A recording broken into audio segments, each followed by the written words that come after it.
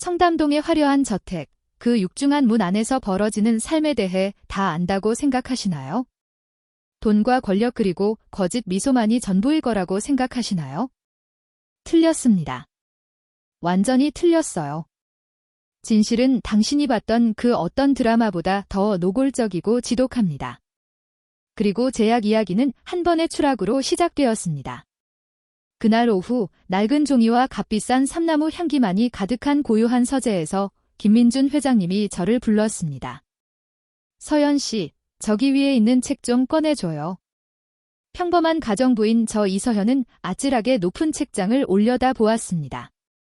그날 저는 이 저택의 유니폼인 무릎기장의 원피스를 입고 있었습니다. 까치발을 들고 팔을 힘껏 뻗쳐 원피스 자라 무심코 조금 끌려 올라가며 제가 늘 자신있던 탄탄한 종아리가 드러났습니다. 등 뒤에서 타는 듯한 시선이 느껴져 소름이 돋았습니다. 그가 보고 있다는 걸 알았습니다. 권력의 그림자만 남았다고 생각했던 이른의 남자가 저를 보고 있었습니다. 바로 그 찰나의 순간 발뒤꿈치가 미끄러졌습니다.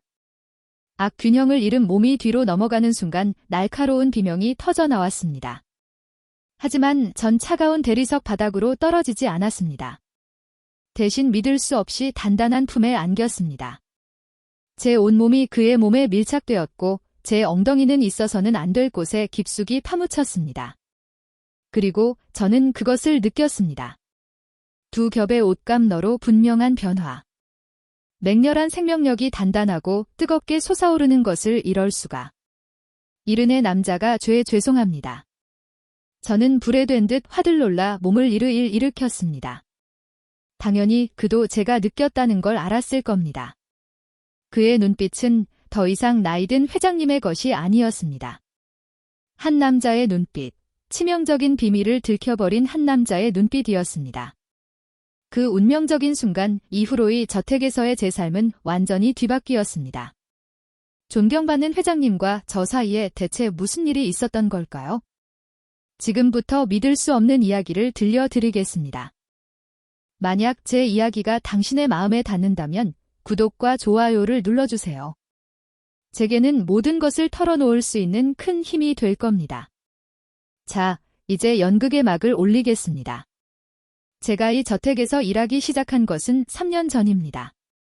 주인은 서울에서 이름만 대면 알만한 재벌 그룹의 전 회장 김민준 씨였습니다. 그는 외아들에게 회장직을 물려주고 은퇴한 뒤 호화로운 저택에서 무서울 정도로 고독한 삶을 살고 있었습니다. 집은 거대했지만 언제나 무덤처럼 차갑고 적막했습니다. 회장님의 부인 최유진 사모님. 그녀는 회장님의 첫 부인이 세상을 떠난 후 재혼했습니다. 저희 같은 가정부들은 모두 암묵적으로 알고 있었습니다. 그건 결혼이 아니라 거래라는 것을요. 50이 넘은 나이에도 우아한 외모를 가졌지만 눈빛만은 늘 칼날처럼 날카로웠던 그녀는 오직 두 가지에만 관심이 있었습니다. 회장님의 신용카드 그리고 압구정에서의 쇼핑 약속. 저는 그들이 5마디 이상 대화하는 것을 본 적이 없습니다. 한 식탁에 마주 앉아 식사하는 것도 본 적이 없습니다. 그리고 가장 중요한 것은 그들은 2층 복도 양끝에 있는 각자의 침실에서 잠을 잤다는 겁니다. 그들 사이의 공기는 서울의 가장 혹독한 겨울보다도 차가웠습니다. 김민준 회장님은 온종일 서재에 있거나 넓은 거실에서 홀로 뉴스를 보셨습니다. 최유진 사모님은 아침 일찍 집을 나가 밤늦게서야 돌아왔고 온몸에서는 비싼 향수 냄새와 돈을 물쓰듯 쓴 자의 만족감이 풍겼습니다.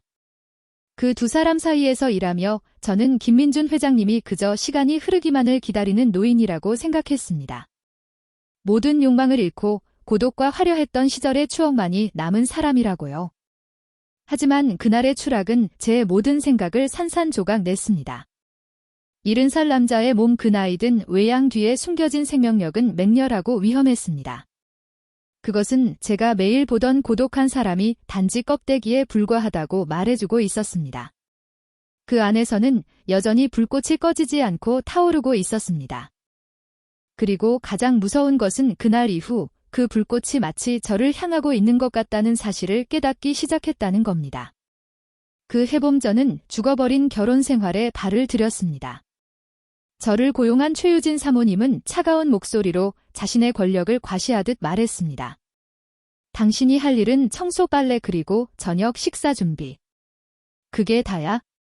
저와 비슷한 나이였지만 제 연봉의 몇 배는 조치될 법한 명품들을 온몸에 두은 그녀의 집에는 안목적인 규칙이 있었습니다. 절대로 그들의 사생활을 방해하지 말 것 하지만 문제는 그들에게 사생활이라는 것 자체가 없었다는 겁니다. 그들은 그저 한 지붕 아래 살며 서로가 가진 것을 이용하는 두 이방인일 뿐이었습니다. 70의 나이에 한때 대한민국 최고의 기업을 이끌었던 김민준 회장님. 이제는 자신의 집에서 그림자 같은 존재가 되어버렸습니다. 처음 그를 배웠을 때 저는 정말 놀랐습니다. 얼굴에는 세월의 흔적이 역력했지만 체격은 여전히 훤칠하고 굳건했으며 값비싼 실내복 너머로는 시간이 앗아가지 못한 다부진 골격이 느껴졌습니다. 하지만 그의 눈은 텅 비어 있었습니다. 그는 호화로운 거실 소파에 앉아 책을 읽거나 TV를 보았지만 그의 정신은 다른 곳 아주 멀고 외로운 곳에 있는 듯 했습니다. 사모님은 제게 주어진 일만 하라고 했지만 어떻게 모른 척할 수 있었을까요? 저는 그가 식사를 거르는 것을, 혈압약을 먹는 시간조차 있는 것을 보았습니다. 이 집의 공허함이 그를 서서히 집어삼키고 있다는 것을 느꼈습니다. 처음에는 그저 책임감이라고 생각했습니다. 회장님, 오늘 날씨가 좋으니 잠시 산책이라도 다녀오시는 게 어떠세요? 저는 수천 번은 연습했을 법한 자연스러운 미소를 지으며 말했습니다. 처음으로 그의 공허한 눈동자에서 놀라움의 빛이 스치는 것을 보았습니다. 그날 그는 정말로 서울숲 공원을 산책하고 돌아왔습니다. 아무 말도 하지 않았지만 그를 둘러싼 공기가 조금은 가벼워진 것 같았습니다. 저는 그를 위해 식사를 만들기 시작했습니다. 여느 때와 같은 산의 진미가 아니었습니다. 저는 추억의 음식을 만들었습니다. 구수하고 뜨끈한 된장찌개의 한국인이라면 누구나 그 맛을 기억하며 자랐을 바로 그 맛도 그날 첫 숟가락을 뜬 그의 젓가락질이 멈칫했습니다.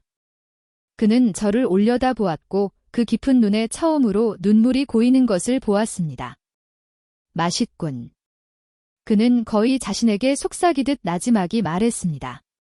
그 순간 저는 더 이상 단순한 가정부가 아니라는 것을 알았습니다.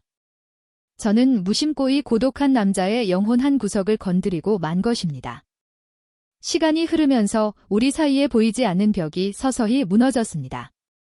그는 제게 더 많은 말을 걸기 시작했고 주인과 가정부의 경계는 사라지고 친구처럼 되었습니다. 하지만 그와 동시에 두려운 변화 또한 싹트기 시작했습니다. 저를 보는 그의 눈빛이 달라졌습니다. 더 이상 단순한 고마움의 표현이 아니었습니다. 제가 허리를 숙여 바닥을 닦을 때나 부엌에서 일할 때 그의 시선이 제게 머무는 것을 느낄 수 있었습니다. 제 심장이 불안하게 뛰기 시작했습니다. 한편으로는 두려웠지만 다른 한편 더 어둡고 솔직한 제 마음은 제가 더 주목받고 있다고 느끼고 있었습니다. 무더운 서울의 여름이 찾아왔습니다. 제 유니폼은 얇고 시원한 소재의 무릎 기장 원피스였습니다. 저는 그 사실을 알고 있었고 그 역시 알고 있다는 것을 알았습니다. 어느 날 오후 사모님이 또다시 끝도 없는 외출을 나섰을 때 적막한 집안에는 저와 그 단둘만이 남았습니다. 저는 거실 책장을 닦고 있었고 그는 그곳에 앉아 책을 읽고 있었습니다. 아니, 정확히는 책을 읽는 척하고 있었습니다. 저는 그의 시선이 제 살갗 하나하나를 태울 듯이 홀른 것을 느꼈습니다. 제가 높은 책장을 팔을 뻗었을 때 원피스 자락이 무심코 조금 올라갔습니다. 등 뒤에서 그가 작게 숨을 들이마시는 소리가 들렸습니다. 심장이 터져 나올 것만 같았습니다. 이서연, 너 지금 뭐 하는 거니? 저는 속으로 자문했지만 몸은 움직이지 않았습니다. 그날 오후 서재에서 그는 가장 높은 선반에 있는 책을 꺼내려 애쓰고 있었습니다. 제가 해드릴게요. 위험해요. 제가 다가서자 삼나무와 그의 남성적인 향수 냄새가 저를 감쌌습니다. 제가 까치발을 들고 팔을 뻗는 순간 세상이 뒤집혔습니다. 발이 미끄러지며 목구멍에서 날카로운 비명이 터져 나왔습니다. 하지만 전 넘어지지 않았습니다. 대신 제 등은 믿을 수 없이 단단한 가슴에 부딪혔고 강한 두 팔이 제 허리를 단단히 감싸 안았습니다. 우리 몸은 한치의 틈도 없이 완전히 밀착되었습니다. 그리고 저는 그것을 느꼈습니다. 두 겹의 옷감 너머로 부인할 수 없는 진실이 뜨겁고 단단하게 제을 밀어붙이고 있었습니다. 그것은 우연한 충돌이 아니었습니다. 즉각적이고 원초적이며 강렬한 반응이었습니다. 서재는 침묵에 잠겼고 오직 두 사람의 미친 듯한 심장 소리만이 울려 퍼졌습니다. 죄송합니다. 저는 더듬거리며 서둘러 그의 품에서 벗어났습니다. 얼굴은 뺨을 맞은 것처럼 화끈거렸습니다. 아니, 괜찮아요. 그의 목소리도 쉬어 있었습니다. 저는 고개를 푹 숙였지만 그의 귀가 새빨갛게 달아오른 것을 볼 수 있었습니다. 그의 눈에 서린 당혹감과 수치심 그리고 무엇보다도 경악을 보았습니다. 그리고 제 눈에도 분명 당황과 형언할 수 없는 충격이 서여 있었을 겁니다. 확실했습니다. 그 역시 제가 느꼈다는 걸 알았습니다. 그의 엄청난 비밀이 완전히 드러나 버린 것입니다. 저는 이만 일하러 가 보겠습니다. 저는 중얼거리듯 말하고는 서재에서 거의 도망치다시피 빠져나왔습니다. 차가운 복도에 홀로 서서 저는 벽에 등을 기채 숨을 고르려 했었습니다. 완전히 들켜버렸다. 하지만 진짜 질문은 그가 들켰다는 사실이 아니라 내가 이 끔찍한 진실을 가지고 이제 어떻게 해야 하느냐는 것이었습니다.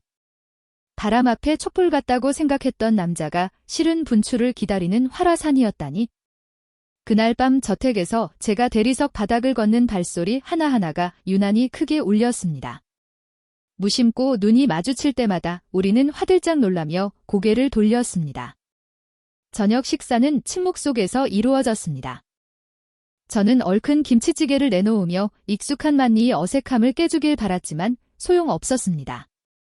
공기는 칼로 벨 수 있을 만큼 팽팽했습니다. 회장님. 그가 거실로 나가려 할 때 저는 용기를 내어 불렀습니다. 네, 그는 경계심 가득한 얼굴로 돌아보았습니다. 괜찮으세요?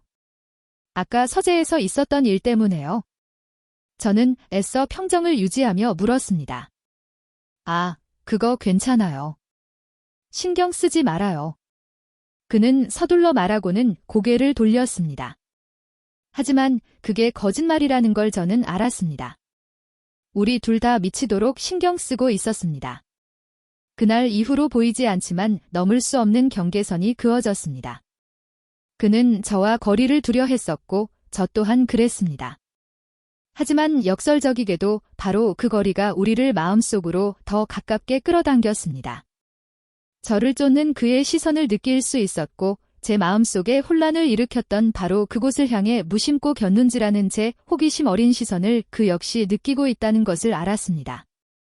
우리는 침묵과 갈망이라는 위험한 탱고를 추고 있었습니다.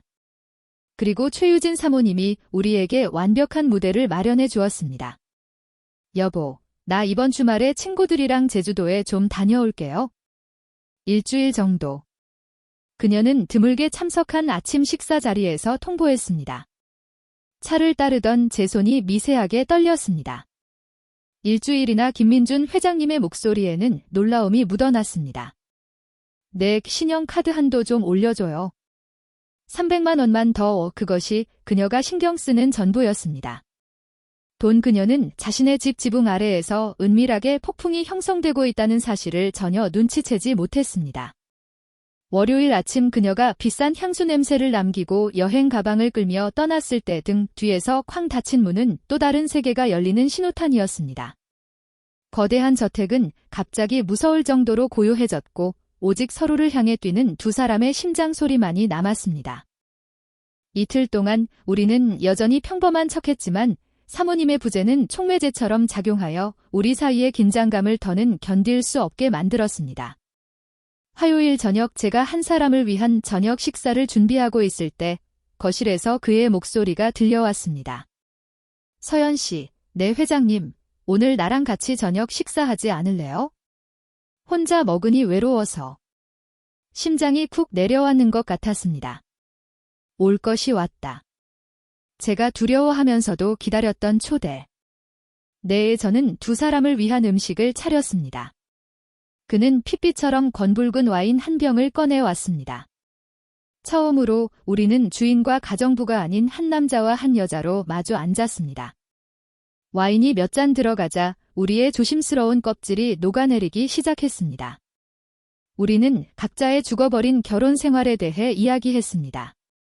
저는 무심했던 전 남편에 대해 수년간 저를 갉아먹었던 결핍과 외로움에 대해 털어놓았습니다. 그 사람은 작았어요. 그리고 항상 너무 빨리 끝났죠. 술 기운이 저를 대담하게 만들었습니다. 언제나 허무했어요. 그는 깊은 눈으로 저를 바라보더니 자신의 비밀을 고백했습니다. 나도 마찬가지예요. 우린 3년 동안 각방을 썼어요. 신혼 첫날 밤부터 아내가 거부하더군요. 크기 때문에 감당할 수 없다고. 저는 나지막이 탄식했습니다. 세상이 멈춘 것 같았습니다. 마지막 퍼즐 조각이 맞춰졌습니다. 그날 오후 제가 느꼈던 경악 사모님의 거부, 모든 것이 이해되었습니다. 그래서 3년 동안 우린 한 번도 부부관계를 갖지 않았어요. 그의 목소리에는 씁쓸함이 가득했습니다. 얼마나 외로우셨을까요? 저는 진심을 담아 속삭였습니다. 아주 외로웠어요. 이른이 되었어도 욕망은 여전하더군요. 당연하죠. 저는 그의 눈을 똑바로 바라보며 말했습니다. 지난번에 이미 알았는거려. 그의 얼굴이 확 달아 올랐습니다. 서재에서 저는 장난스러우면서도 연민이 담긴 미소를 지었습니다. 회장님이 얼마나 크신지 느꼈어요. 그리고 3년 동안이나 참으셔야 했다는 게 너무 안타까웠고요. 그의 눈빛이 변했습니다. 와인병은 비었고 식당의 공기는 뜨겁게 달아올랐습니다. 서연 씨, 그의 목소리가 쉬어 있었습니다. 당신에게서 눈을 뗄 수가 없어요? 심장이 터질 것 같았습니다. 미안해요. 주여. 이름 먹은 늙은이가? 저도 마찬가지예요. 저는 그의 말을 가로챘습니다. 목소리가 떨렸습니다. 그날 서재에서 있었던 일로 계속 회장님 생각만 했어요.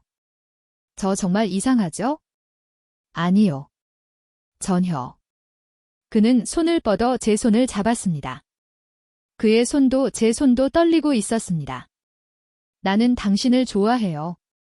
이서현 씨, 한 여자로서. 저도 회장님은 좋아해요. 한 남자로서. 눈물이 흐르기 시작했습니다. 지나간 외로움 때문에, 예기치 못한 공감 때문에. 회장님, 저는 모든 것을 바꿀 질문을 조심스럽게 던졌습니다.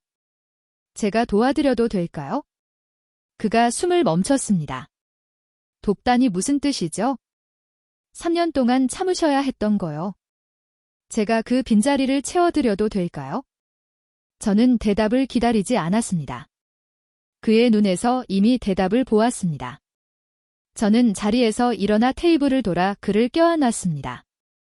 그도 일어서서 저를 힘껏 끌어안고 마치 물에 빠진 사람이 지푸라기라도 잡듯 제 머리카락에 얼굴을 묻었습니다. 우리 침실로 갈까요? 저는 그의 귀가에 속삭였습니다. 그날 밤 침실 문이 닫히고 우리는 바깥 세상과 단절되었습니다. 어둠 속에서 그의 두려움이 역력히 느껴졌습니다. 또다시 거부당할지도 모른다는 두려움. 저는 그의 손을 잡아 제 뺨에 가져다 댔습니다. 괜찮아요. 전 사모님과 달라요. 오히려 기대하고 있었는걸요? 그건 진심이었습니다. 우리 몸이 하나로 합쳐졌을 때 그것은 인내가 아니라 발견이었습니다. 저는 나이든 회장님 안에 숨겨진 완전히 다른 사람. 수년간 억눌려왔던 열정의 불꽃을 발견했습니다. 그리고 그는 제게서 그가 결코 알지 못했던 뜨거움을 발견했습니다. 그날 밤 우리는 단지 육체의 빈자리를 채운 것이 아니었습니다. 우리는 그의 3년간의 고독과 제 평생의 결핍을 채웠습니다. 그 일주일은 꿈처럼 지나갔습니다. 우리는 진짜 부부처럼 살았습니다. 함께 요리하고 영화를 보고 이루지 못한 꿈에 대해 이야기했습니다. 그는 제게 피아노를 사주겠다고 약속했습니다. 제 어린 시절의 꿈을 다시 이룰 수 있게 해주겠다고요? 그 짧은 일주일 동안 저는 살아 있었습니다. 진정으로요. 하지만 모든 꿈은 끝이 있는 법. 최유진 사모님이 돌아오자 집안의 공기는 다시 얼어붙었습니다. 우리는 다시 주인과 가정부가 되어 그녀가 보지 않을 때 몰래 눈빛을 교환했습니다. 하지만 무언가 영원히 변해버렸습니다. 사모님은 바보가 아니었습니다. 여보, 당신 요즘 안색이 많이 좋아졌네요. 그녀는 칼날 같은 눈으로 저를 훑며 말했습니다. 근데 저 가정부도 요즘 표정이 밝아진 것 같지 않아요. 화장까지 하고 그녀는 의미심장한 목소리로 말했습니다. 그녀의 감시가 시작되었습니다. 제 모든 행동, 모든 말이 그녀의 감시 아래 놓였습니다. 우리는 더 조심해야 했고 그녀가 친구들과 약속이 있는 날에만 겨우 만날 수 있었습니다. 그 은밀한 만남은 갈망과 두려움으로 가득했습니다. 그리고 운명의 그날이 왔습니다. 사모님이 늦게 들어온다고 했던 어느 목요일 오후였습니다. 우리는 더 이상 참을 수 없었습니다. 침실에서 기울어가는 오후의 햇살 아래 우리는 다시 하나가 되었습니다. 가장 뜨거운 바로 그 순간 현관문이 열리는 소리가 들렸습니다. 여보. 아래층에서 사모님의 목소리가 울려 퍼졌습니다. 심장이 멎는 것 같았습니다. 극심한 공포가 저를 덮쳤습니다. 우리는 허둥지둥 옷을 찾았지만 너무 늦었습니다. 침실 문이 활짝 열렸습니다. 최유진 사모님이 그곳에서 있었습니다. 망연실한 채로 시간은 멈췄습니다. 그녀의 얼굴은 놀라움에서 충격으로 그리고 마침내 경멸과 분노로 가득 찬 가면처럼 굳어졌습니다. 당신들 지금 무슨 짓이야? 그녀의 목소리는 차갑고 살기등등하게 갈라져 나왔습니다. 죄송합니다. 사모님. 저는 떨면서 이불을 끌어당겨 몸을 가렸습니다. 당장 꺼져. 그녀는 저를 향해 손가락질하며 소리쳤습니다. 내 집에서 당장 꺼져 이 더러운 년아. 저는 허둥지둥 옷을 모아 누구의 눈도 마주치지 못한 채 사냥당하는 짐승처럼 그 방에서 도망쳤습니다. 등 뒤에서 침실문이 쾅 닫히는 소리와 함께 비명과 무언가 부서지는 소리가 들려왔습니다. 그들의 결혼은 끝났습니다. 그리고 제 인생은 또다시 빠져나올 수 없는 깊은 구렁텅이로 떨어졌습니다. 이제 어디로 가야 할까? 뭘 해야 할까? 저는 그저 그 저택에서 제가 사랑하는 남자의 인생에서 도망쳐야 한다는 생각뿐이었습니다. 그날 밤 저는 유령처럼 서울 거리를 헤맸습니다. 눈물은 굴욕감과 뒤섞여 흘러내렸습니다. 제 인생은 또다시 산산조각 났습니다. 다음 날 아침 저는 제 모든 것을 가방 하나에 챙겨 넣어 마지막 인사를 위해 그곳으로 돌아갔습니다. 미련 때문이 아니라 끝을 내기 위해서였습니다. 저는 그의 인생에서 사라져야 했습니다. 그것이 제가 할 수 있는 유일하고 올바른 일이었습니다. 초인종 소리에 그가 문을 열었을 때 그의 얼굴은 걱정으로 수척해져 있었습니다. 서연 씨, 회장님, 저는 차갑고 거리감 있는 목소리로 말했습니다. 어서 들어와요. 저는 고개를 저으며 더 이상 그 문지방을 넘을 엄두를 내지 못했습니다. 안 됩니다. 저 그만두려고 왔어요. 뭐라고요? 그의 눈에 공포가 서였습니다. 사모님이 모든 걸 아셨어요. 저 더 이상 여기 있을 수 없어요? 죄송해요. 저 때문에 모든 일이 이렇게 됐어요. 애써 참았던 눈물이 결국 터져 나왔습니다. 아니야. 내 잘못이야. 아니에요. 제가 제 분수를 몰랐던 탓이에요. 가정부 주제에 감히. 그런 말 하지 마고 그는 고통스럽게 소리쳤습니다. 그는 밖으로 나와 제 어깨를 꽉 잡았습니다. 당신은 그냥 가정부가 아니야? 나한테 가장 소중한 사람이라고. 하지만 현실은 그렇지 않잖아요. 저는 흐느끼며 울었습니다. 저는 고향으로 돌아갈 거예요. 광주로요. 그게 모두를 위한 최선이에요. 저는 그의 손을 뿌리치고 떠나려 했습니다. 가지마, 제발 내 곁에 있어 줘. 그럴 수 없어요?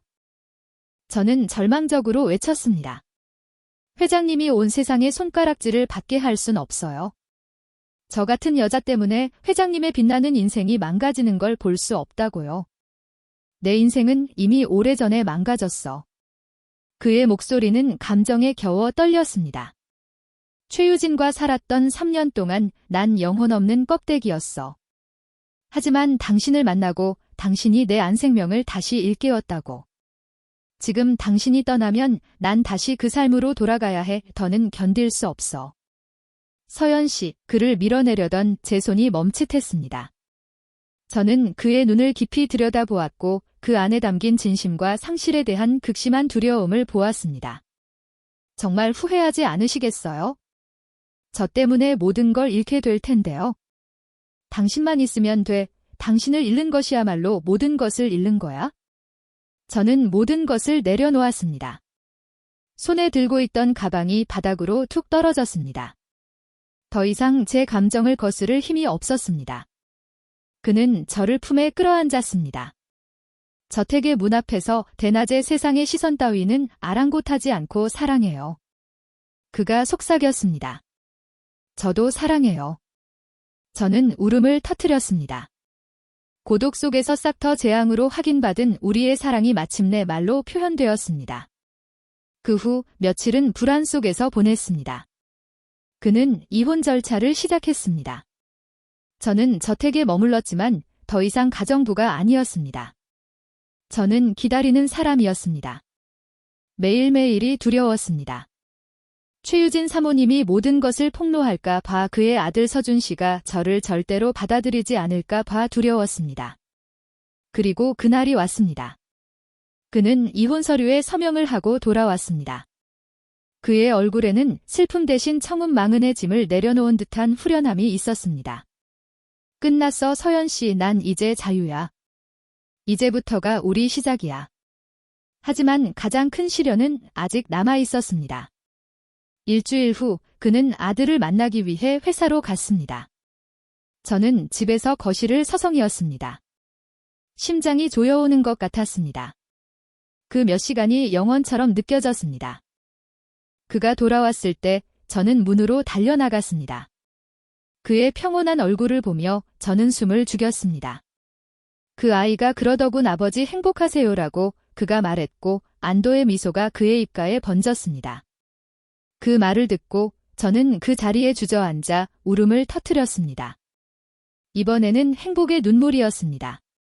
우리를 가로막던 마지막 벽이 무너졌습니다. 6개월 후 제 인생은 동화의 한 페이지처럼 변했습니다. 우리는 고통스러운 기억으로 가득 찬 성담동의 차가운 저택을 팔고 강남의 한강이 내다보이는 아늑한 아파트로 이사했습니다. 크지는 않았지만 그곳은 우리의 집이었습니다. 거실 한가운데에는 그가 제 평생의 꿈을 실현시켜준 선물 검은색 그랜드 피아노가 반짝이고 있었습니다. 여보, 이거 너무 비싸지 않아요? 저는 떨리는 손으로 건반을 쓰다듬으며 물었습니다. 당신만 좋으면 됐어. 이제 여긴 우리 집이고 저건 당신 피아노야. 저녁마다 저는 피아노 앞에 앉아 서툴지만 배우고 있는 곡들을 연주했습니다. 그는 소파에 앉아 눈을 감고 제 연주를 들었고 그의 얼굴에는 평화가 깃들어 있었습니다. 우리의 삶은 소박했습니다.